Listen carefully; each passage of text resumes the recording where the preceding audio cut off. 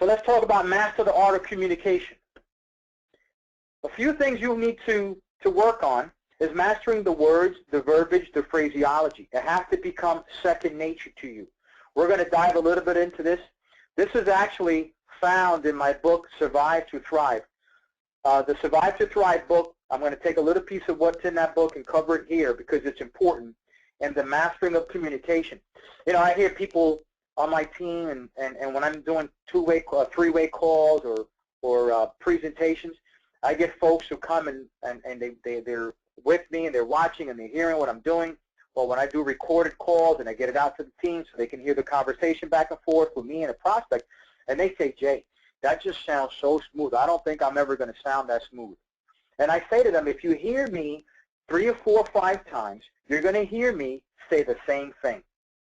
The same phraseology, practically the same verbiage, the same words. Why? Because they work. It's second nature to me. If you haven't developed a vocabulary of prospecting, then you have to stop what you're doing and develop a vocabulary that's going to empower you and give you confidence, not take away confidence, not take away courage to talk to people. When you've got a vocabulary that is second nature, and we're going to talk about that vocabulary, guys, so I'm not just giving you some theory. We're going to get into the practicality of the vocabulary in a second. When you've got that vocabulary down and it's second nature to you, you have a lot more confidence. You'll have a lot more confidence in not only knowing where to find the raw material, but how to seize it and bring it to assembly line. You have to master 1 or 2 prospecting questions that are simple and flow naturally.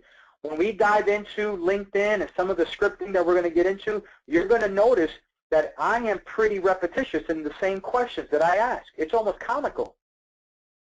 It's almost comical that I ask the same questions over and over and over again, maybe with 1 or 2 variations depending, but generally they're the same prospecting questions. You have to develop 1 or 2 that you're comfortable with, that flow naturally, that become a part of you. You also want to incorporate a little technique called the double negative questioning. The double negative questioning strategy.